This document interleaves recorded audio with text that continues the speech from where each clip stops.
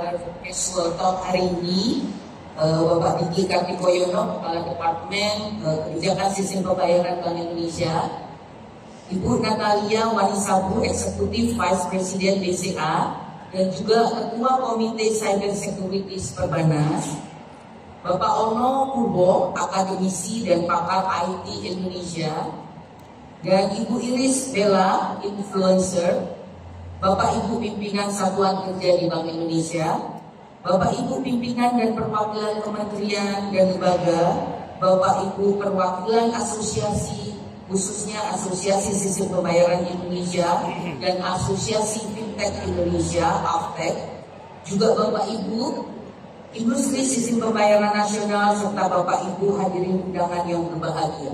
Assalamualaikum warahmatullahi wabarakatuh. Salam sejahtera, Om Swastiastu, Namo Buddhaya, salam kebajikan dan shalom. Mengawali hari ini, sesi ini, perkenankan saya mengajak Bapak Ibu semua untuk memanjatkan puji syukur kehadirat Tuhan Yang Maha Esa. Kalau di siang hari ini atau sore hari ini, kita semua bisa berkumpul dalam keadaan yang sehat dan baik dalam acara Casual Talk yang mengambil tema apa-apa digital, apa-apa cyber, ada apa sih? Nah, mungkin tema ini juga bisa kita jadikan tema yang lain. Mendadak digital, mendadak cyber, ada apa sih? Cek kodam dulu ah. Nah, ini Bapak Ibu, ini merupakan rangkaian dari kegiatan FEPRI hari ketiga dan juga KKI 2024. Bapak Ibu hadirin sekalian yang berbahagia, kita saat ini hidup dalam era teknologi yang berkembang sangat pesat, dan kita juga lihat prospek inovasi digital yang semakin menjanjikan. Juga kita melihat transaksi digital berbasis mobile ini terus tumbuh secara eksponensial, dan volume transfer dana retail ini luar biasa. Secara online itu diproyeksikan dia akan tumbuh secara eksponensial dan dia mencapai 10,05 miliar transaksi di tahun 2030. Dan ini kita bisa melihat ini adalah 14 kali lipat daripada transaksi di 2022. Nah, transformasi digital nasional ini juga seperti Pak Gubernur sudah sampaikan di awal, di hari pertama, ini akan menjadi semakin melesat seiring dengan meningkatnya partisipasi ekonomi generasi Y, Z, dan juga Alpha yang semakin menguat dan semakin berperan dalam perekonomian di Indonesia. Mereka adalah the future of Indonesia. Nah, kita juga melihat bahwa faktor demografis dan yang serba kondusif untuk mengakselerasi digitalisasi tersebut juga ditopang oleh prospek ekonomi Indonesia yang akan membaik. Dan kita lihat di tengah tantangan global dan domestik yang semakin kompleks ini, kita melihat bahwa siklus ekonomi Indonesia juga diperkirakan tetap berada pada tren yang meningkat. Dan menurut proyeksi IMF, pertumbuhan ekonomi Indonesia diperkirakan akan terus meningkat dan mencapai 5,1 di 2029, dan ini juga seiring dengan siklus ekonomi, siklus bisnis yang juga diperkirakan bergerak dalam tren yang sama, yaitu tren yang meningkat. Nah, capaian-capaian tersebut tidak terlepas dari dukungan dari digitalisasi pembayaran melalui BSPI 2025. Kita lihat dari 2019 sampai 2025, dan transformasi digitalisasi nasional dan sistem pembayaran ini kalau kita lihat, kita evaluasi, ini sudah memberikan hasil positif bagi perekonomian secara nasional. Dan ini menjadi salah satu faktor yang menopang ketahanan ekonomi selama pandemi dan juga pasca pandemi COVID-19. Kita lihat di sini beberapa indikator menunjukkan bahwa implementasi BSPI 2025 terbukti telah menjadi game changer. Yang pertama bagi transformasi digital nasional, dan yang kedua juga untuk peningkatan inklusi keuangan ekonomi dan keuangan selama 5 tahun terakhir. Di sini kita bisa melihat 3 indikator. Yang pertama, digital payment di Indonesia itu mencapai 60,3 ribu triliun di tahun 2023 atau ini sebesar 3 kali dari PDB Indonesia. Nah, yang kedua, lebih dari 90% bank umum telah memiliki kanal digital, dan ini juga menunjukkan, mencerminkan betapa masifnya transformasi digital yang dilakukan oleh perbankan. Karena kita tahu di Indonesia ini masih dominasi perbankan, ya 80% masih dominasi perbankan. Ya. Nah, yang ketiga, capaian tersebut juga diiringi dengan perbaikan kualitas. Jadi bukan cuma kuantitas yang meningkat, tetapi kualitas juga meningkat. Dan ini tercermin dari kenaikan rasio inklusi keuangan pada tahun 2023 yang mencapai 88,7% sesuai dengan suksesnya. Nah, Bapak Ibu hadirin sekalian yang berbahagia, di sisi lain kita tahu laju akselerasi digital ini perlu diimbangi dengan literasi dan perlindungan konsumen dalam kecepatan yang sama. Kita lihat seringkali inovasi berkembang dengan cepat, tetapi literasi yang masih tertinggal. Demikian juga dengan perlindungan konsumen.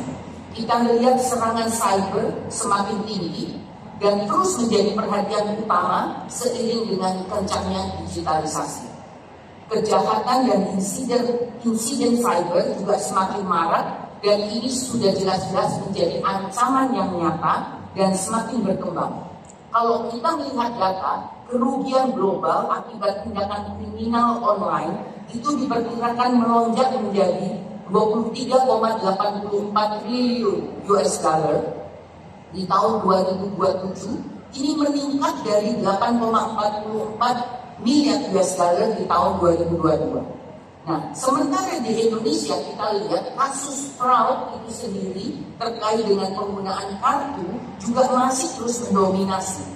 Ini di luar isu kebocoran data dan aset individu dari aset kripto yang kita lihat mempunyai ekosistem dan platform yang standalone, sehingga menyulitkan untuk pengendalian risiko terkait dengan pencucian uang dan juga pendanaan terorisme atau APBD. Sejumlah tantangan dan risiko yang kita hadapi tersebut tentunya berpotensi kontraproduktif, baik apabila hal itu tidak direspon dengan tepat. Ancaman fraud dan juga penyalahgunaan data yang trennya semakin meningkat akan menggerus kepercayaan masyarakat dan sekaligus menghambat pertumbuhan digitalisasi itu sendiri.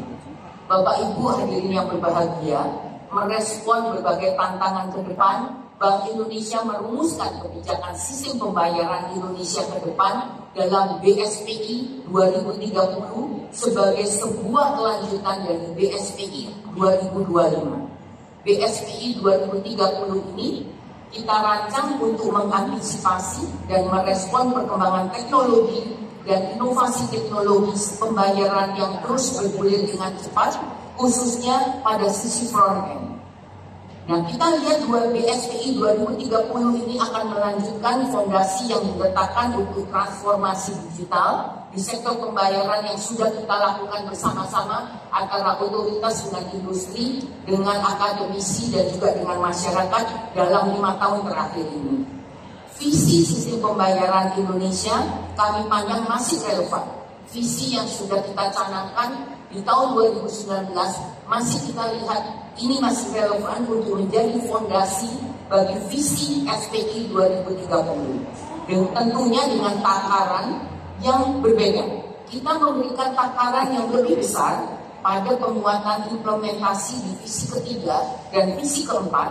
Ini untuk memastikan efektivitas dari implementasi dari visi pertama dan visi kedua yang sudah kita lakukan dengan cukup baik melalui BSPI 2025.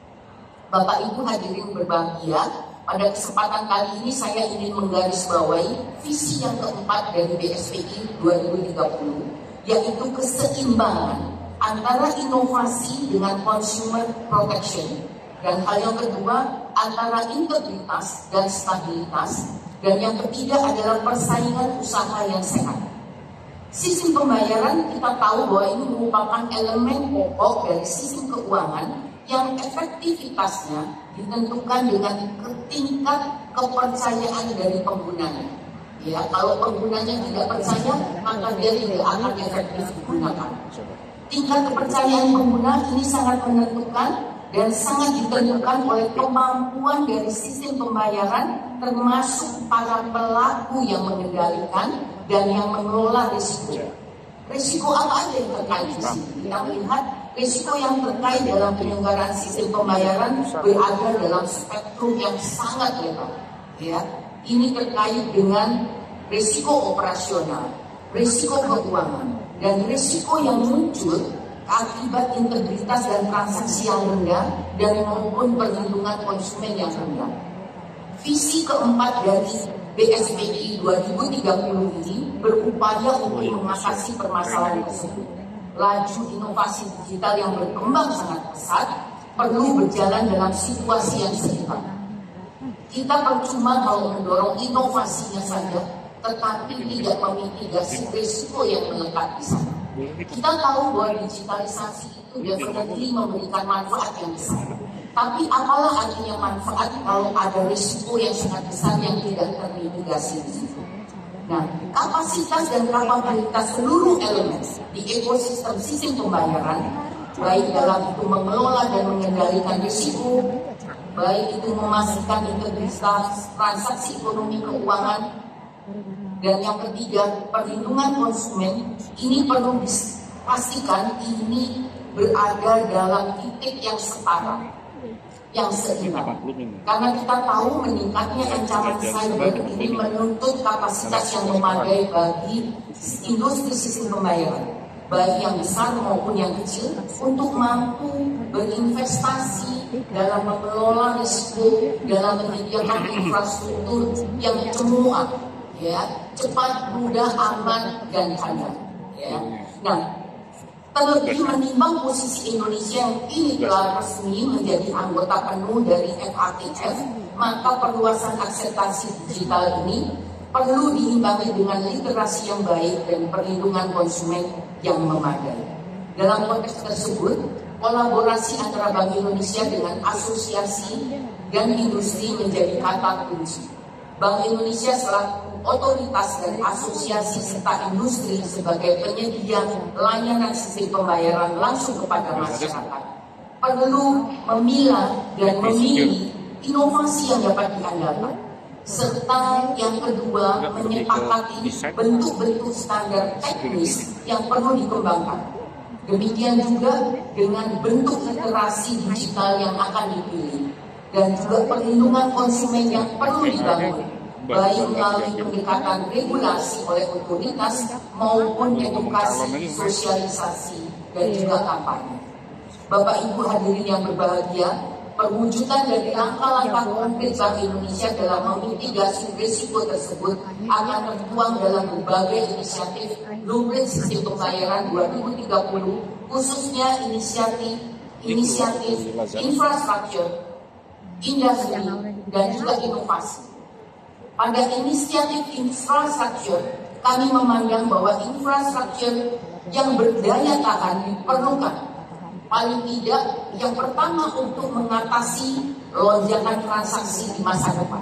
Kita tadi lihat bahwa transaksi sistem pembayaran retail itu akan meningkat dengan besar. Dan yang kedua juga, dia mampu atau resilient terhadap serangan cyber. Jadi dua hal ini sangatlah penting. Dia mampu mengatasi lonjakan transaksi dan dia juga resilient terhadap serangan cyber. Aspek manajemen risiko juga akan diperkuat seiring dengan eskalasi risiko yang muncul. Pengendalian risiko fraud, pencucian uang, dan pendanaan terorisme ini cenderung semakin kompleks untuk sistem pembayaran yang semakin digital. Bank Indonesia juga akan mengembangkan yang namanya BI Payment Center sebagai skema untuk memperkuat kapasitas industri dan manajemen risiko. Pelaku industri akan melakukan flagging dan pemblokiran atas transaksi yang mencurigakan. Hal yang kedua, inisiatif industri. Bank Indonesia akan terus mendorong penguatan struktur industri. Kita akan melihat dan menata kembali industri sistem pembayaran untuk memastikan bahwa para pelaku industri tetap berdaya tahan. Evaluasi penguatan struktur kami lakukan melalui kriteria yang namanya TICMI. Apa itu TICMI?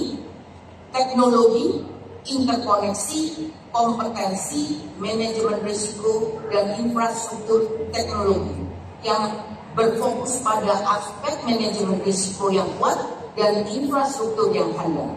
Dengan TIKMI, kita berharap industri sistem pembayaran dapat lebih siap menghadapi berbagai risiko, baik dari sisi operasional maupun keamanan cyber.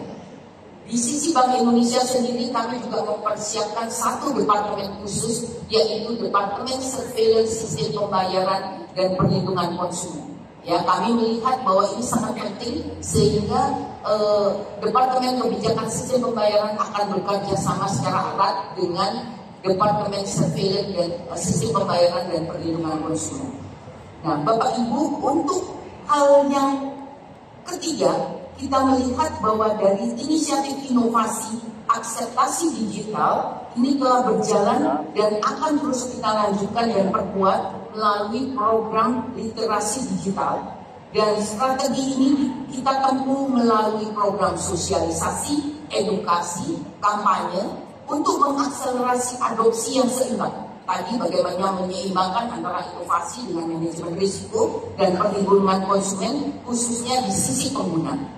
Program-program ini akan diselenggarakan secara kolaboratif dengan industri dan pemangku kepentingan terkait untuk mengoptimalkan tujuan edukasi dan literasi yang ingin kita capai bersama.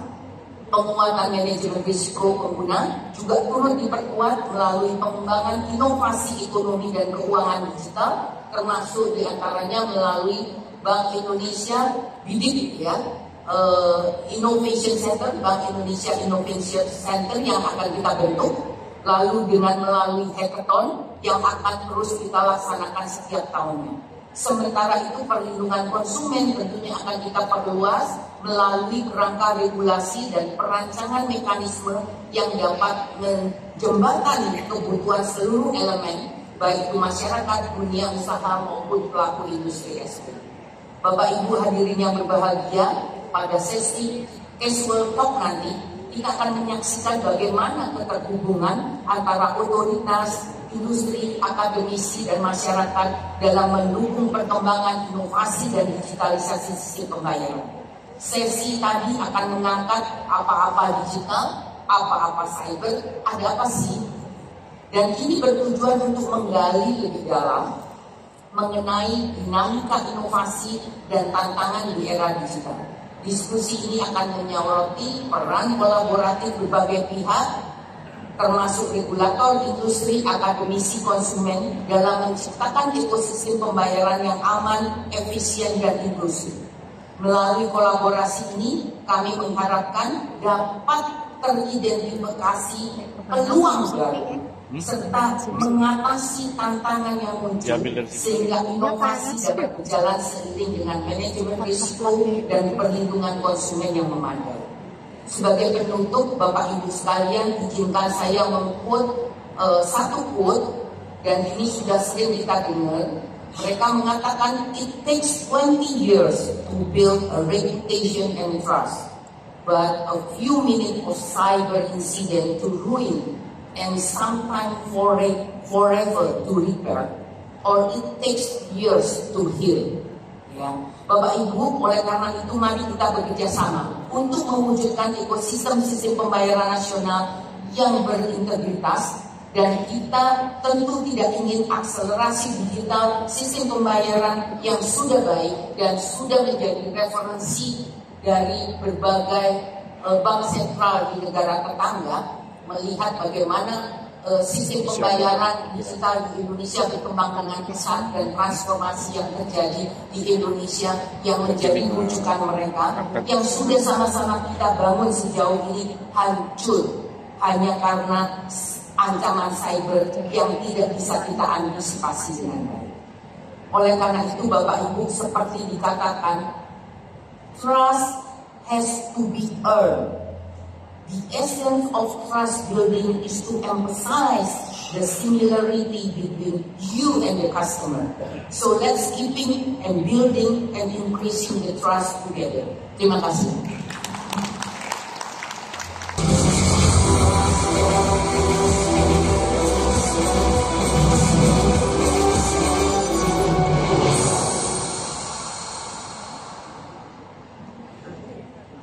Asik. Halo, apa kabar Ibu? Baik, narasumber ketiga ada Bapak Ono Wepugo, akademisi dan pakar teknologi informasi.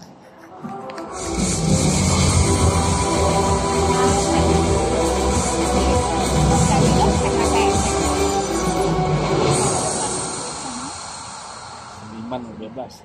Halo Bapak, silakan Pak. Dan narasumber keempat, artis yang sudah tidak asing lagi dan follower Instagramnya lebih banyak daripada saya, Ibu Iris Bella.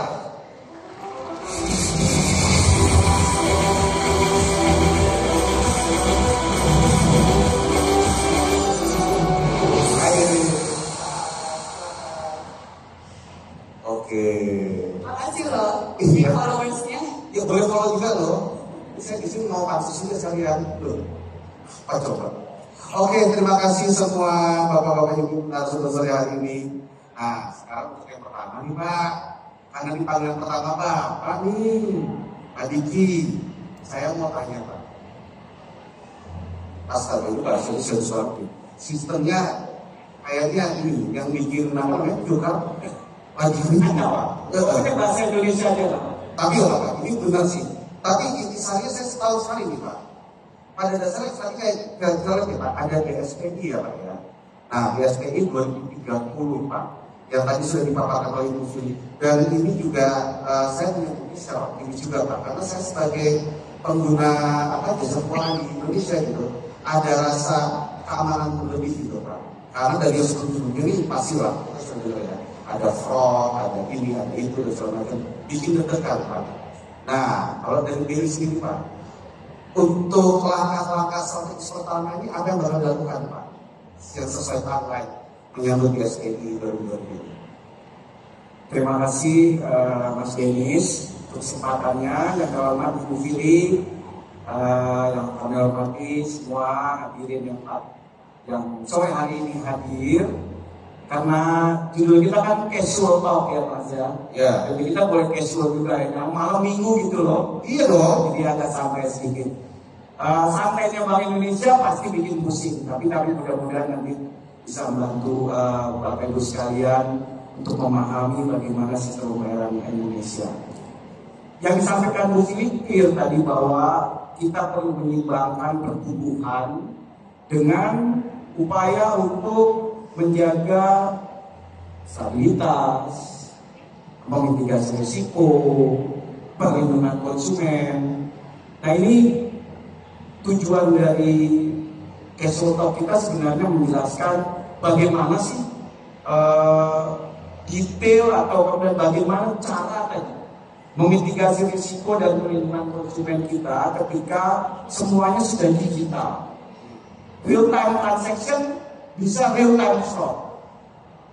Nah, kemudian begitu kita bicara digital, mulai dari masyarakat yang mohon maaf terbatas dari sisi edukasinya, sampai yang paling canggih pun bisa menjadi sasaran dari fraud di dunia digital. Karena nanti Bu Ani akan cerita bagaimana sebenarnya trik-trik atau cara-cara dari kejahatan digital yang ada di Indonesia. Tapi saya fokus untuk bagaimana Bank Indonesia melindungi. Saya apa yang disampaikan Bu Fili saya zoom in. Mohon saya menggunakan slide saya terkait dengan bagaimana kita dari Bank Indonesia melindungi keseluruhan transaksi dari customer. Kami menggunakan slide terkait dengan infrastruktur yang akan kami bangun. Kita infrastruktur EKD. Nah ini saya zoom in yang ke nomor 1 dan 2. Jadi infrastruktur kita itu sebenarnya sekarang ini memfasilitasi berbagai transaksi yang sangat cepat. Itu BI Fast, ya. Itu retail, masyarakat individual. Kemudian ada yang wholesale, itu BI-RTGS. Jadi korporasi yang pakai infrastruktur wholesale, transfernya ya tentu miliaran. Kalau retail, even 100.000 bisa, gitu ya. Kemudian yang ketiga, apa-apa yang kemudian ditransaksikan di infrastruktur chip ini harus 3I tadi disampaikan, integrated atau integrasi, kemudian interkoneksi dan interoperability. Begitu semuanya semuanya harus ada standar yang sama. Kalau kemudian dia ada gap, ada masalah, nggak jadi jadi ada keraguan dalam integrasi keseluruhan sistem tadi. Nah, saya mau bicara yang nomor 2. Ketika Mas Denis mau transfer pakai DigiFast atau mau transfer pakai online transfer yang ada di mobile banking Mas Denis, itu kan pasti ada account inquiry dulu.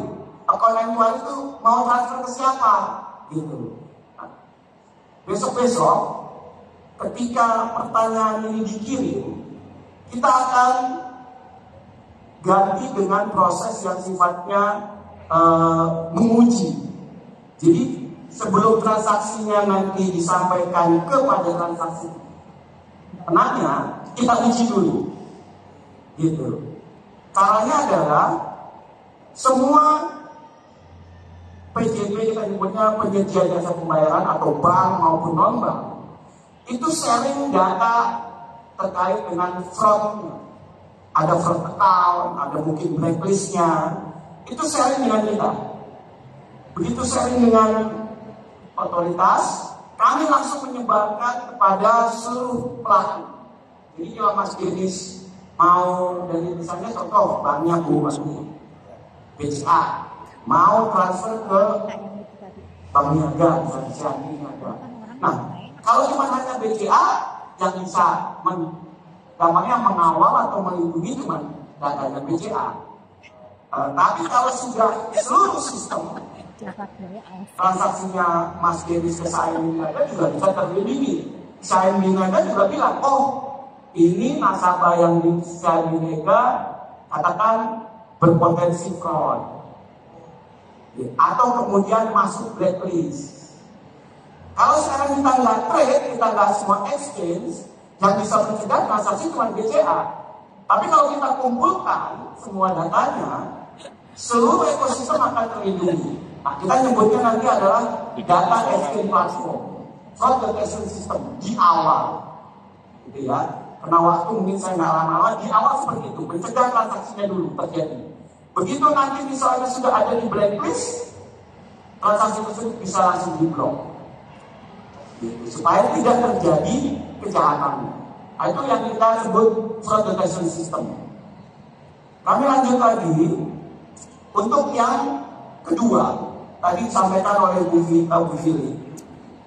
Ada visi nomor 4, KYC, AML, SCFD, atau bahasa Indonesia-nya APPT, anti pencucian uang dan pendanaan terorisme. Nah, itu kita agak berbeda nih kalau yang ini. Kita harus tahu dulu pattern dari transaksinya.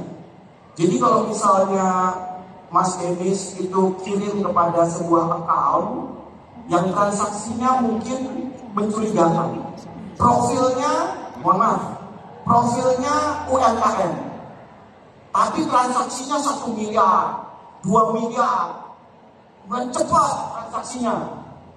Nah, ini kemudian patternnya terbentuk. Begitu patternnya terbentuk, masuk ke database sebagai suspicious transaction yang kemudian Buali perbankan akan sharing juga. Kami di sini mengutip sebuah ketentuan, dan Indonesia sudah menjadi full member dari Financial Action Task Force (FATF). Konsekuensinya tentu kita harus mengikuti standar global. Nah, di FATF itu ada aturan, Mas. Payment system provider must identify and assess AML safety risk before developing new products. Nah, jadi kalau mau mengembangkan apa, cek dulu comply nggak dengan AML safety-nya. Kita tinggal tambahin nih satu sebenarnya bahasanya. Must identify, assess the AML safety risk, termasuk kalau misalnya illegal transaction risk. Bisa aja tambahin itu.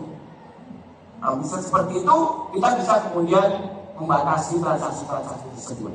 Itu di MLCFT. Nah, prinsipnya, next slide. Ini kami cepat di sini. Tadi, yang pertama adalah ensuring compliance-nya dulu. Yang kecil mungkin di situ, kalau di atas ini. Ensuring compliance di MLCFT-nya tadi, mengikuti FATS, aturan-aturannya PPATK. Nah, ini semua kita ikuti. Kemudian yang tadi, transaction monitoring. Pattern dari transaksi Pak Ono pakai AML. Kita lihat apakah ini mencurigakan, maunya, dibandingkan profilnya, kecepatannya, misalnya untuk transaksi-transaksi ilegal itu kan biasanya cepat. Nah ini kita bisa kemudian gunakan AML untuk misalnya blocking, mencegah transaksi berikutnya terjadi. Dan ini kemudian kita kasih red flag. Red flag ini nanti Bu Wani akan distribusikan ke seluruh pelaku melalui tadi data exchange platform itu sehingga bisa melindungi keseluruhan ekosistem. Nah kami melihatnya di sini tentu fokusnya adalah ketika apa-apa digital, apa cyber, ini transaksinya di sini. Digital payment transaction including remittance. Remittance itu pengiriman uang. Payment karena kan mungkin pengiriman uang itu udah at your fingertip. Pakai mobile banking, luar negeri pun pakai apa namanya, ada yang habisnya ada Wise, di MoneyGram, semuanya sudah at your fingertips. Tapi kita harus tanamkan sebuah mekanisme cek, mekanisme untuk monitoring tadi, untuk bisa melihat patternnya. Kemudian transaksi di e-commerce, itu juga kita perlu lihat keseluruhan, kita menyebutnya integritas dari transaksinya. Nah, ini kita lakukan melalui sistem. Karena kalau misalnya nggak pakai sistem, nggak pakai artificial intelligence, nggak pakai machine learning, ketinggalan. Dan transaksinya udah nggak bisa lagi dikejar. Dan banyak banget ya soalnya, banyak banget. asal dari sinar dengan itu. Nah, terakhir untuk bagian saya, next slide. Supaya ekosistem tadi nggak bolong, semuanya rapat. Karena ada integrasi, ada interkoneksi, ada interoperability. Semuanya harus memenuhi standar. Nah, kalau misalnya standarnya nggak dipenuhi, otomatis yang nggak memenuhi jadi kerentanan dari sistem tersebut. Gitu. Nah, ini yang kemudian standar yang disampaikan oleh Ibu Fili tadi, standarnya kita ukur dengan namanya TICMI. Sulit ya Pak Ono, ini karena casual tapi malam minggu dengan BI ya, malam minggunya BI kayak gini mungkin ya. Jadi harus dipenuhi standarnya. Pertama standarnya tadi disampaikan Bu Fili. Kita lihat transaksinya, interkoneksinya. Kemudian kompetensi orangnya Pak. Gak bisa kemudian orang bertransaksi yang satu, mohon maaf, sangat canggih kayak Pak Ono, yang satu misalnya, mohon maaf, mencet aja bingung. Ya pasti akan ada kelemahan. Jadi kompetensi dari kita seluruhan pelaku di industri. Kemudian manajemen risikonya, ada yang bisa menangkap melalui AI, tapi ada juga, mohon maaf, sekedar transaksi yang konvensional aja nggak bisa diidentifikasi kecurangannya. Yang terakhir adalah infrastruktur teknologinya. Nah kita assess semua pelaku industrinya supaya par excellence, minimum requirement-nya dipenuhi sesuai dengan level playing field, sesuai dengan stratanya. Ada yang kecil, BPR, ya kita minimum requirement-nya pada satu level. Yang lebih besar lagi, ya tentunya harus lebih canggih. Sampai banknya seperti banknya Bu Wani.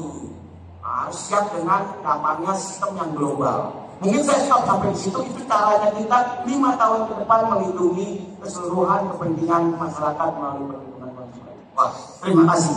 Mohon maaf kalau ini Bu, sudah diambil langkah strategis apa Bu untuk menyambut ini? Oke. Selamat sore dulu Bapak Ibu yang terhormat dan Ibu Fili. Terima kasih untuk undangannya Bu. Nah, untuk pertanyaan dari Mas Denis, langkah-langkah apa yang dilakukan oleh bank dengan adanya ancaman-ancaman cyber ini gitu ya Mas Denis ya? Dan menciptakan keamanan. Keamanannya seperti apa? Nah, seperti pertemuan kita hari ini, kalau kita lihat, kenapa sih kita berkumpul di sini? Wah, memang kita diberikan kesempatan untuk melakukan edukasi. Jadi yang pertama ada 3 poin yang akan saya edukasinya, kemudian kita juga harus kolaborasi. Kenapa harus kolaborasi? Karena sekarang kejahatan perbankan itu bukan lagi kalau habis paling banyak nipu-nipu lah ya, kalau kebanyakan social engineering, Mas Denis. Jadi kalau di era digital ini kita berpikir, wah hacker gitu. Tapi sesungguhnya yang terjadi di perbankan paling banyak adalah social engineering, tipu-tipu. Jadi kalau di luar negeri tipu-tipunya 88% itu social engineering. Kalau di Indonesia kira-kira berapa persen Bapak Ibu? Nipu-nipunya 99%. Jadi Indonesia ini memang jago nipu nih penjahatnya. Penjahatnya yang jago apa kita yang cukup gitu ya.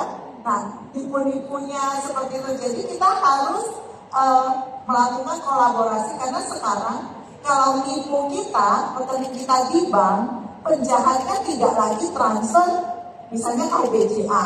Dia sudah tidak transfer lagi ke BCA. Jadi dia juga akan transfer ke BCA, kan gampang banget diblokir ya. Dia nggak mungkin dia ke Mandiri, ke BRI, nggak juga. Dia tahu kalau antar bank mungkin juga bisa. Sekarang mereka transfernya ke e-commerce, ke Bukalapak, ke Tokopedia, kadang-kadang langsung ke Bitcoin. Kalau misalnya transfer seperti itu kita sudah kayak benang kusut. Bagaimana menyelamatkan dana kita? Jadi Bapak Ibu dan teman-teman di sini, kita yang harus menjaga rekening kita sendiri. Jadi kadang-kadang kita berpikiran gini Mas Denis, oh iya kan bank saya BCA, bank saya Bank Mandiri, kan bank besar. Kalau saya tertipu, balikin dong duitnya. Tidak segampang itu. Kalau sudah seperti benang kusut seperti ini, bagaimana kita mencari kembali uangnya kita? Nah itu ya. Nah jadi kita harus kolaborasi. Nah, kemudian kita bilang, iya nggak apa-apa, nanti kan ditangkap sama polisinya, penjahatnya. Kadang-kadang nggak bikin kapok juga Bapak Ibu. Kenapa? Karena hukumannya ringan. Karena pasalnya cuma pencurian, penipuan, penggelapan, nanti kenanya 2 tahun. Habis 2 tahun, kemudian melakukan lagi. Nah seperti itu. Jadi kita sendiri siapa yang harus menjaga duit kita? Gak cuma bank, kita sendiri juga harus menjaga uang kita jangan sampai kena penipuan gitu. Kolaborasi tadi udah. Yang ketiga adalah tadi edukasi sudah ya. Edukasi ini gak gampang Mas Denis dan Bapak Ibu. Kita mau edukasi, saya selalu nanya, siapa yang akan mengikuti acara ini? Oh, orang-orang perbankan. Oh, masyarakat umum. Jadi kita harus tahu juga. Nah, kita cek dulu nih, siapa sih yang paling sering kena penipuan online? Siapa tuh coba kita? Ternyata ibu-ibu muda yang sering kena penipuan online. Berarti mungkin kayak Mbak Iris ya. Nah, terus kita harus iklannya di mana, ceritanya harus seperti apa. Nah kalau yang sering kena tipu sosial media, ternyata bapak-bapak yang sering tertipu sosial media. Nah seperti itu. Jadi kita sudah tahu pangsa pasar yang mau kita edukasi itu siapa. Lanjut. Nah untuk itu zaman sekarang Mas Denis, kita edukasi tidak lagi kaku, tidak lagi waspada, hati-hati gitu ya. Itu nggak asik. Jadi kalau BCA kita sering kerjasama dengan artis ya. Kita ada sama Mbak Anggun, makanya kita sampai ada judul Tolak dengan Anggun. Mungkin tahu juga yang Dono, Kasino, nah seperti itu ya. Nah kita edukasi dengan santai. Ini ada salah satu contohnya ya. Kalau kita tertipu, gimana sih cara kita nolaknya dengan Anggun? Coba kita lihat videonya. Mudah-mudahan nah. Kami dari Ibu menang hadiah undian 100 juta. Boleh minta pindah? Kebetulan saya karyawan dulu. Kita ketemu di kantor aja kali ya Mas. Waduh, Bapak dapat Hadiah dari dulu boleh minta pada waktu TV-nya Pak. Oh, TV. Saya mau butuh TV Mas. Yang boleh disebutkan PIN-nya Pak. Pak, ini Papa. Maafin banget sama Mama. Dong sabarnya Pak. Jadi kenyamanan dulu virtual Bapak boleh dikirimkan kode CVC-nya Pak. สวัสดีทักทายนี่จะต้องมาห่วงฉันไหม Kalau Bu, yang boleh disebutkan kode OTP-nya Bu. Kan belum bicara dengan nomor. Maaf, nomor yang Anda pilih salah. Saya belum itu. Nah itu contoh kira-kira tolak dengan anggun. Nah kami juga ada juga yang kan paling sering tuh yang lagi ngetren kan yang lapor pak gitu ya. Ini kita juga masuk ke lapor pak juga. transaksi ya Mas. 2 juta rupiah. Oh itu dibangun aja ya bagusnya. Iya, Benji kamu betul. Nama itu Monalisa. Panggilan Komudi. Udah kirim, OTP-nya udah. Oke, saya cek dulu ya. Nah gitu ya Bapak Ibu. Mulai prosesnya kayak kamu. Jadi sekarang edukasinya pun harus dengan santai. Kayak hari ini casual, talk show-nya casual. Nah kemudian yang ketiga adalah kita harus berinovasi. Bank juga harus memprotek banknya. Jadi kalau misalnya kalau BCA ya kami kan sekarang ada face biometrik. Kenapa sampai ke face biometrik? Kita udah ngasih tahu, PIN jangan kasih ke orang lain. Tetap aja kita kasih ke suami kita, ke mbak kita, ke driver kita, ke kasir, seperti itu ya. Kartunya jangan serahkan ke orang lain, tetap aja. Sehingga protek yang lain apa? Sekarang kalau di bank sekarang udah face biometrik. Karena yang namanya muka kan kita nggak bisa kasih ke orang lain. Seperti itu cara kita memprotek langkah-langkah supaya masyarakat kita aman bertransaksi di digital. Gitu Dennis. Oke, terima kasih Bu Anissa. Dan kemudian yang seperti yang tadi kita sudah lihat sama-sama, ada BSPI, langkah-langkah strategisnya mau dibawa kemana, tadi sudah dipaparkan, ya kan? Terus habis itu panjang lebar lagi. Terus habis itu tadi juga ada Ibu Anissa Bu tentang edukasi secara tiap tahun ya Bu, itu ya campaign-nya ya Bu ya. Kita harus senantiasa terus-menerus itu. Nah, sekarang Bu, dengan semua yang sudah dilakukan ini, itu sudah cukup nggak sih sebenarnya? Jujur korbannya berjatuhan banyak. Jadi ini terima kasih. Saya terima kasih juga Bu Philip dan teman-teman BI atas undangannya. Saya akan bercerita dari sisi korban. Loh, Korban Pak? iya. Apa? Karena tapi saya senang banget tadi statement Bu Philip dan teman-teman BI bahwa terutama yang visi keempat ya, KYC, kemudian ada departemen untuk surveillance. Itu yang kita butuhin. Jujur, teknik serangannya adalah kita akan menyaruh dari si korban. Jadi transaksi dilakukan oleh si korban dan orang akan menyangka itu korban beneran yang request transfer duit. Oke. Jangan berbicara tentang fraud dan serangan di internet. Oh masih belum keluar nilainya. Oke, bisa dikeluarin. Bisa dikeluarkan paparannya? Oke, next. Yang gede hari ini sih sebenarnya bukan ini sih saya gede. Yang gede itu judi online sama pinjaman online kali ya.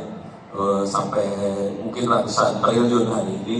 Dan ini ya mudah-mudahan nanti bisa di tracking sama teman-teman Bank Indonesia supaya bangsa ini lebih aman lah transaksi uangnya. Ini contoh, saya hampir tiap hari dapat email request dari mana-mana. Pono saya kehilangan duit, bisa bantuin nggak balikin duit saya? Kalau ini bukan kehilangan duit, ini teknik tipunya. Ini yang tipunya ya. Oke, jangan khawatir. Guru saya, profesor di ITB, kena 200 juta dari kayak gini ya. Nice. Ini contoh penipuan, saya tutup ininya, tapi dia kehilangan duit lewat chat. Nice lagi. Kalau ini kehilangan duitnya sekitar berapa tuh tadi? Ini ke BCA pun ya Tuan. Ini kalau nggak salah sekitar 20-an sekian juta, kira-kira gitu ya. Next lagi, yang ini yang lebih keren, ini dia kehilangan uang 72.000 US dollar. Oke, hampir 1 M. Lokasi dia ada di Jepang. Dia melakukan transaksi koin ke sebelahnya Hong Kong, apa sih? Macau. Duitnya hilang. Kalau udah hilang baru teriak kono, ya pusing kepala ya. Nice. Ini kalau kita masuk ke channel saya di YouTube, ada channel Ono Center, banyak banget juga yang nanya ke saya, Ono saya kehilangan ini bisa bantuin kagak? Ya kalau udah kehilangan pusing ya. Jadi kejadiannya kayak gini. Oke. Ini susah, ini bukan kesalahan bank, ini jujur bukan kesalahan bank, ini kesalahan nasabah, kesalahan user. Tapi terima kasih banget, tadi BI akan bikin departemen untuk surveillance dan sebagainya itu mudah-mudahan bisa realisasi dengan baik karena kita butuh banget. Next. Nah, salah satu yang parah di antara dunia hacker, kita pakai teknik yang namanya open source intelligence. Artinya kita akan melakukan intelijen mata-mata terhadap informasi yang terbuka. Contoh paling sederhana, next, kita bisa googling dengan kata kunci iktp. Klik aja image, keluar KTP orang banyak banget, kita bisa dapat data pribadi orang-orang dengan mudah. Ya udah, kalau udah kayak gini kan semua orang bisa jadi semua orang. Kita bisa melakukan pinjaman online pakai KTP-nya orang. Yang bayar siapa? Orang korban tadi. Oke. Dan ini yang orang ngomongin beneran kejadian, jangan khawatir. Next lagi. Serangan lain lagi, dan saya yakin banyak yang sudah aware tentang serangan ini. Ini pakai APK. APK itu adalah aplikasi di Android. Seringkali disebarkan lewat WhatsApp group dan sebagainya. Terus bisa berbentuk undangan pernikahan lah, ada pembelian segala macam, tinggal diklik. Kemarin istri saya hampir kena, dia dapat berita dari pajak, katanya kurang bayar pajak dengan logo pajak, itu APK. Kalau diklik ya bubar, langsung masuk itu aplikasi dalam handphone dan bisa mengambil alih handphone kita. Bagaimana tekniknya ini next? Nah ini contohnya screenshot-nya bagaimana orang melakukan serangan. Jadi kelihatannya kayak legitimate, udah gitu orang tinggal klik aja ya udah kacau ceritanya. Next. Itu semua dibalik teknologi ini adalah remote access trojan, RAT. Dia bisa nyolong cryptocurrency, banking credential, two-factor authentication, lock screen password, capture screenshot, call logs, SMS log, send SMS, install aplikasi, run aplikasi, stream webcam. Semuanya bisa dikerjakan dari jauh dengan kondisi handphone kita layarnya hitam. Jadi kita nyangka handphone kita standby, padahal dia lagi aktif. Next. Kalau kita cari kata keyword RAT itu, ada 75 free software RAT bisa di-download secara bebas di internet, dan ini yang dipakai oleh hacker untuk kirim APK tadi.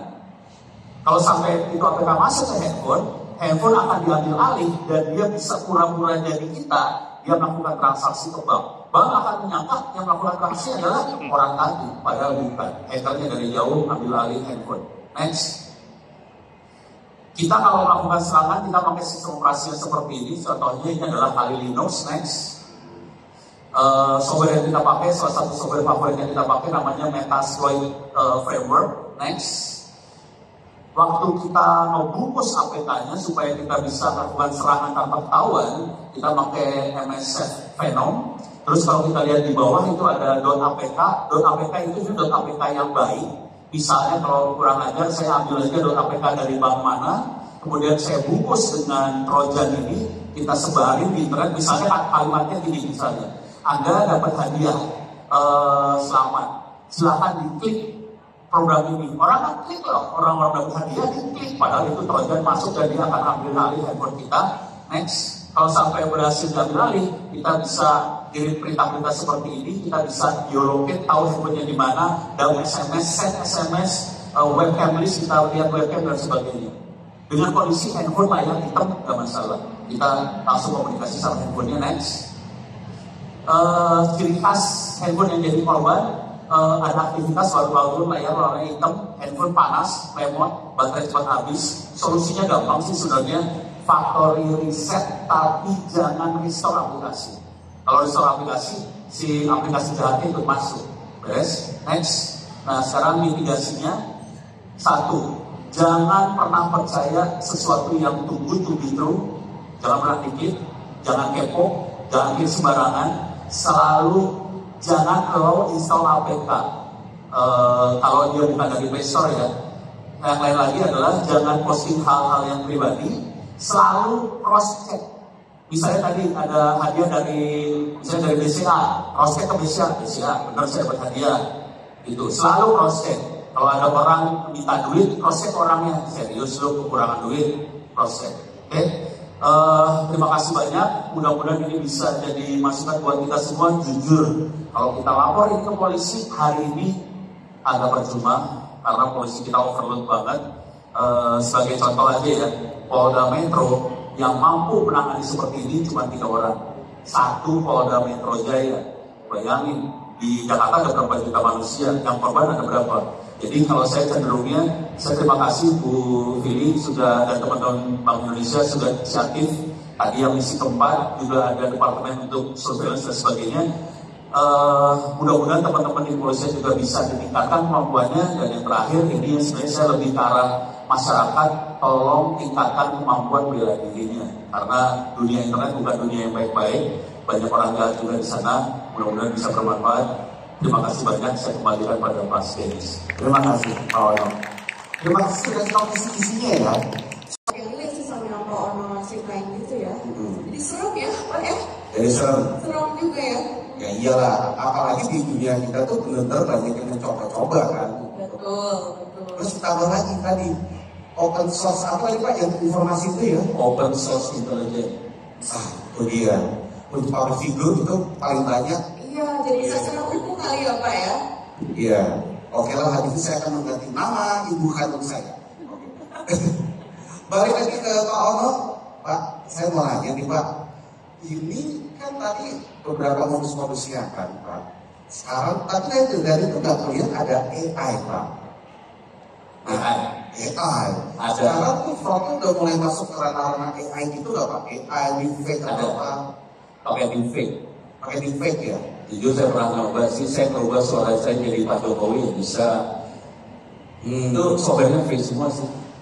Dan korbannya waktu itu salah satu bekas menteri sampai minta tolong, bisa nggak ini dicari orangnya karena video dia bukan dia yang ngomong tapi dia kayak dia yang ngomong, suaranya kayak dia, udah gitu dipakai buat jual obat sakit hati.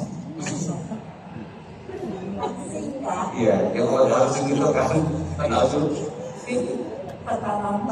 Iya, itu lewat timeline saya Pak. Pakai beda. Mungkin lidahnya. Nah, terus Pak Ono, ini sudah ada nggak sih langkah-langkah atau kiat-kiat bagi kami para user untuk bisa membedakan dan menghindari penipuan-penipuan yang berbasis AI? Waduh, kalau yang berbasis AI agak susah sih jujur. Harus nanya ke orangnya langsung. Bu, masa kerjaan kayak gini Bu harus gitu sih aja. Ya susah asli. Berarti ini ya, berarti titik apa namanya poin yang cross-check tadi ya, cross-check orang asli dengan yang tersidak misalnya itu ya, itu yang masih paling ampuh saat ini ya. Oke. Nah, kalau dari Ibu Wanita sendiri, ini ada metode-metode apa lagi yang mungkin belum seperti bahas tadi? Oh, kayak contoh-contoh gitu. Contoh-contohnya ya. Ya. Tadi Pak Ono juga udah menjelaskan sebagian gitu ya. Cara-cara si penjahatnya itu bagaimana mengambil data kita. Memang kasus yang tadi Pak Ono sampaikan, yang klik-klik APK, itu memang di perbankan juga lagi naik peringkat. Yang tadinya tidak pernah ada terdengar kasus klik APK, sekarang sudah mulai. Contohnya apa? Mereka selalu kayak tadi klik undangan, ya pajak, terus mengecek paket udah sampai mana. Tapi Bapak Ibu, biasanya nasabah yang kena klik link APK itu adalah tipenya kepompong. Tahu tipe kepompong? Kepo dan rempong. Nah, biasanya itu bisa Kepo dan rempong. Misalnya Mas Denis dapat nih, wah paket mencari paket sudah sampai mana, dapat kiriman paket. Biasanya kan kalau yang sudah rempong itu kan, siapa sih yang kirim paket, udah kegeeran gitu ya. Atau ada undangan menikah, pasti langsung, siapa sih yang menikah tuh, jangan mantan gue, jangan mantan gue. Hatinya kan langsung pinggirnya klik kan, siapa sih. Dan sesungguhnya kenapa saya bilang yang kena itu biasanya kepo dan rempong nih. Padahal kalau sekali klik aja sebenarnya masih aman. Karena kita belum ngasih akses masuk kan ya Pak Ono kan, ngasih akses masuk gitu. Nah ini saya ada uji coba Pak Ono nih, saya kan pernah dapat. Nah ini videonya mungkin Bapak Ibu bisa lihat. Dia kan bilang gitu, masuk dong ke WhatsApp, terus dia kasih tahu, ini HP kita baik loh, ini danger loh, danger. Tapi kita jawabnya oke. Terus dia bilang ini aplikasi yang tidak normal. Kita yes, gitu. Terus jangan masuk dong, ini berbahaya, cepetan kamu blok. Kita malah nggak blok gitu. Oke, yes, oke. Pokoknya jawaban kita oke, memberikan akses kepada si penjahat tersebut sampai beberapa langkah. Nah, kita kan sering bilang, tapi di YouTube sering bilang kayak gini, hai guys, tau gak sih guys, aku baru klik sekali terus uang aku hilang semua. Nah, kita uji coba nggak klik link sekali sih, berkali-kali. Cuman kenapa di YouTube-nya cuma bilang begitu? Ya kalau misalnya di YouTube-nya ngomong ini, hai guys, tau gak sih, aku kan klik, terus katanya danger, aku yes aja. Katanya ini tidak resmi, aku oke, ketahuan bego ya. Iya. Gitu. Nah jadi yang APK itu seperti itu gitu ya teman-teman, maksudnya jangan langsung ikutin. Nah lanjut, yang kayak gini juga kita kadang-kadang merasa pingin free uang yuran, free dapat surat, kalau mau bebas biaya klik link ini, jangan gitu, karena kita tahu ini bukan dari bank, dari bahasanya aja kita tahu bukan dari bank. Masa banking tulisnya banking aja orang-orang percaya gitu loh. Nah terus misalnya ini BCA, BUMN, ya BCA kan bukan BUMN, yang BUMN kan Mandiri, BRI gitu ya. BCA itu BUMD, Badan Usaha Milik Jarum. Terus ini juga fake caller, ngaku-ngaku dari bank, terus nomor-nomornya dibikin mirip-mirip, padahal ini fake caller. Bisa dibikin gampang banget, nanti tanya Pak Ono nih mau bikin +21 plus, itu udah pasti fake caller punya gitu ya. Jadi kita jangan percaya begitu aja itu dari bank, seperti kata Pak Ono, tanya dong ke banknya, terus kita suruh isi link. Nah Bapak Ibu, bank itu tidak pernah meminta nasabahnya isi link. Jadi kalau udah suruh isi link, abaikan saja. Walaupun dibikin mirip banget, tapi itu pasti bukan dari BCA, bukan dari Mandiri, seperti itu ya. Karena kami tidak pernah minta data-data lewat link. Lanjut. Nah ini juga hati-hati, banyak yang ngaku-ngaku dari BPJS ya. Tiba-tiba kita ada telepon dari BPJS. Selamat siang, kami dari BPJS ini memberitahukan bahwa rekening Bapak Ibu dalam pengawasan kepolisian. Takut nggak kita kalau dapat itu? Untuk mengetahui lebih lanjut, tekan 0, kita tekan 0. Terus dia bilang, sama siapa? Oh, terus kita kan langsung kaget kan. Ini kenapa rekening BPJS saya dalam pengawasan? Oh iya, atas nama siapa? Terus kita langsung jawab kan, oh atas nama Wani. Alamat, nomor KTP, karena kita udah ketakutan dalam pengawasan, kita berikan semua. Terus dia bilang, ini sepertinya Ibu pernah memakai BPJS untuk membeli obat-obatan jenis narkoba. Oh, saya kan tidak pernah beli narkoba gitu. Terus dia bilang gini, kalau begitu saya sambungkan ke Polda Metro ya. Baik-baik. Tersambunglah pura-puranya Pak Ono. Polda Metro. Selamat siang, kami dari Polda Metro Jaya. Ada yang bisa kami bantu? Tadi saya dibilang kerja dalam pengawasan. Baik, dengan Bapak siapa? Saya berbicara, bla bla bla. Kita kasih lagi data-datanya. Oh benar, Bapak dalam pengawasan. Sehingga Bapak harus kadang menyetor lah, kadang suruh inilah, kadang disuruh itu. Akhirnya uang kita, data-data kita berikan dan uang kita pun bisa hilang. Seperti itu. Lanjut dipercepat. Ini yang masih BPJS ya, diklik. Lanjut. Nah, sudah. Ini adalah sharing dulu bahwa kita harus hati-hati, jangan langsung percaya, jangan panik kalau terima telepon. Passwordnya juga, PIN-nya, passwordnya jangan yang gampang-gampang, jangan nomor tanggal ulang tahun gitu ya. Kan supaya ingat Bu, ya pokoknya jangan ulang tahun mantan boleh nggak? Mantan terindah kali ya. Nah seperti itu ya, jangan ganti password, jangan pakai wifi di tempat umum, seperti itu. Bisa di foto. Nah seperti itu ya Bapak Ibu dan teman-teman. Oke, terima kasih Bu Anisabul, terima kasih. Sama. Banyak ya, sampai ada yang modus BPJS itu saya baru dengar itu Bu. Iya betul, ada BPJS, ada bea cukai, ada pajak. Nah sekarang lagi musim seperti itu. Kalau Iris modus apa tadi yang pernah? Saya langsung lompat dari tahu soalnya. Sebenarnya ya, Mas Denis kayaknya aku bukan lebih ke sharing, tapi lebih belajar banyak hari ini ya. Orang-orang hebat ini luar biasa loh. Banyak hal yang gak aku ketahui ya, akhirnya belajar banyak dari Pak Orang juga, Pak Ibu Wani dan Pak Niki juga. Tadi memang banyak sekali kemudahan-kemudahan yang kita dapatkan dari era digital ini, tapi kemudahan untuk terkena penipuan juga ya. Jadi pastinya harus lebih hati-hati, apalagi sebagai public figure, kayaknya lebih sebagai sasaran empuk gitu ya. Iya betul sekali. Nah Pak Diki, sebagai cerita nih tadi, dan seperti ini baru sebagian cerita yang muncul. Seperti yang tadi Bapak juga bilang kan, bahwa semakin canggih teknologi, semakin viral juga gitu, penipuan yang terjadi gitu. Nah ada mitigasi apa Pak yang dilakukan oleh Bank Indonesia? Iya Mas Iris, tadi kalau mendengar pemaparannya Bu Wani, Pak Ono, itu saya langsung bisa mengidentifikasi problem utamanya gimana, gitu ya. Bahwa pemahaman kita semua konsumer ini terbatas, sehingga gampang sekali, ditipu, di scam, di phishing, semua pancing APK.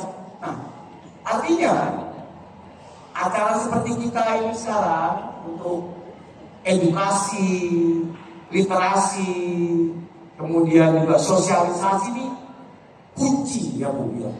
Nah, kami ini punya pesan sponsor. Gimana caranya melindungi konsumen-konsumen? Kami itu sudah membangun semacam pola kerja untuk melindungi konsumen. Jadi yang pertama pasti kita harus memberikan pemberdayaan kepada konsumen. Kalau yang memberdayakan konsumen-konsumen seperti Mbak Iris ini pasti banyak yang datang. Tadi korban nomor 2 gitu ya. Kalau yang misalnya korban nomor 1 yang memberdayakan Mas Denis, banyak yang dari malam minggu yang bening-bening pada datang gitu ya Bu ya. Nah sekarang ada satu teman saya yang ahlinya adalah memberikan pemahaman terkait dengan perlindungan konsumen, pemberdayaan konsumen, menerapkan ketentuan dan merespon kalau ada bentuk-bentuk yang sifatnya edukasi, literasi, pemahaman. Saya mohon teman saya namanya Mbak Diana Yumanita, dia sudah siap tadi dari Departemen Surveillance dan Perlindungan Konsumen. Harusnya tadi kalau tahu gini sebenarnya Mbak Diana yang duduk di sini. Oke. Cuma karena memang tadi kiranya waktu masih cukup, saya ini dititipin. Sekarang saya minta Mbak Diana langsung menjelaskan. Silakan Mbak Diana, Silakan Ibu Diana. mungkin dikeluarkan timernya, nanti saya akan bantu untuk memberikan batas waktu. Mohon izin ya Mas Denis ya. Diperhatikan. Terima kasih. Mari, silakan Ibu Diana. Terima kasih Pak Diki, Bu Vini, Bapak Ibu sekalian. Mungkin Saya ingin menjelaskan 3 hal, Pak. Yang pertama, ini soal data. Kalau kita lihat data berdasarkan laporan yang masuk ke Bank Indonesia ataupun yang masuk ke kantor perwakilan dalam negeri Bank Indonesia, itu meningkat dalam 1 tahun terakhir ini. Cukup besar, sekitar 170%, lebih dari 13.000 aduan yang masuk ke Bank Indonesia. Kemudian kita lihat lagi data yang kedua yang sebenarnya masuk ke Kominfo. Itu lebih dari 59.000, artinya kalau kita lihat apa yang terjadi dengan masyarakat kita, ternyata aduan itu semakin meningkat. Kemudian hal yang kedua, tentunya kami melihat bahwa ada dimensi yang perlu kita kembangkan bersama. Kalau tadi Pak Diki banyak menjelaskan dimensi terkait dengan infrastruktur dan industri. Tapi ada satu dimensi yang perlu kita lakukan secara bersama-sama, yaitu dimensi yang kita sebut dengan dimensi manusianya atau dimensi dari sisi konsumennya. Jadi Bapak Ibu sekalian, tentunya ketika kita berbicara dimensi human, tadi yang disampaikan oleh Bu Wani, bahwa ada sekitar 190 juta penduduk Indonesia atau sekitar 70% dari penduduk Indonesia yang usia produktif yang akan menjadi target tadi. Tentunya ketika kita berbicara 190 juta, itu kita tidak bisa kita lakukan sendiri. Bu Fili di dalam penjelasan yang di awal tadi sudah menyampaikan bahwa ada satu inovasi yang harus kita lakukan, yaitu kolaborasi. Nah, alhamdulillah, hal yang ketiga, kolaborasi ini telah kita lakukan secara bersama-sama. Kalau Bapak dan Ibu melihat gambar di sana, ada program kerja kita sebut dengan edukasi dan literasi konsumen. Kita pahami bahwa tingkat inklusi keuangan itu mencapai lebih dari 80%. Cakep sekali inklusi keuangan. Tapi apa yang terjadi dengan tingkat literasi masih di bawah 50%. Artinya untuk meningkatkan kita punya 2 target. Bagaimana kita menaikkan tingkat literasi sama dengan tingkat inklusi dan bagaimana kita bisa menjangkau 190 juta. Tentunya ini harus kolaborasi. Dan alhamdulillah pada tanggal 27 Maret kita sudah mencanangkan yang kita sebut dengan GBRPK, yaitu Gerakan Bersama Edukasi Perlindungan Konsumen bersama-sama, tidak hanya Bank Indonesia tetapi dengan OJK, lalu kemudian juga dengan asosiasi, ada 4 asosiasi yang terlibat, ada ASFI, ada APTEK, kemudian juga ada APJI dan juga Perbanas, dan tentunya dengan masyarakat yang lebih luas.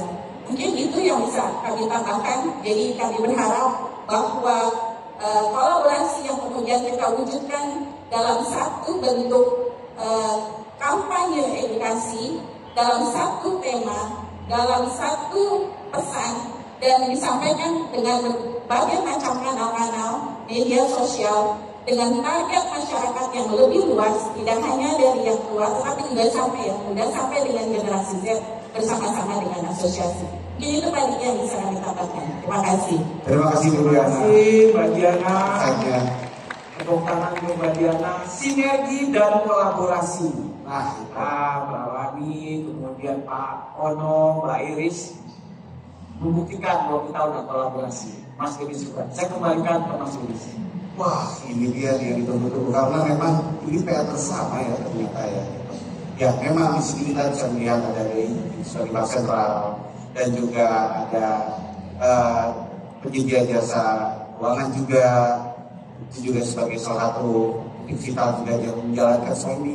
Tapi kita para user, kami para pengguna juga nggak boleh kita diam saja, gitu. Karena memang ini harus bersinergi bersama-sama. Dan sepertinya itu menjadi apa ya? Menjadi titik main point dari hari ini. Gitu. Ini pembelajaran yang paling berharga untuk saat ini. Jadi saya ingin mengucapkan terima kasih sekali buat Bapak Diki. Tepuk tangan dulu semuanya. Ibu Wani, Bapak Ono, dan Ibu Iris Bella. Mungkin Ibu Iris Bella mau menambahkan sedikit gitu buat teman-teman di luar sana. Terima kasih banyak untuk Fikri dan juga KKI yang sudah membuat acara ini, sudah melindungi kita dengan meningkatkan awareness lagi ya, untuk lebih berwaspada lagi dengan segala kemudahan kita, juga banyak kemudahan hal yang bisa kita dapatkan, jadi harus lebih waspada. Semoga ke depan bisa lebih meminimasi lagi ya. Betul. Baik. Pak, Bu, jangan capek-capek ya.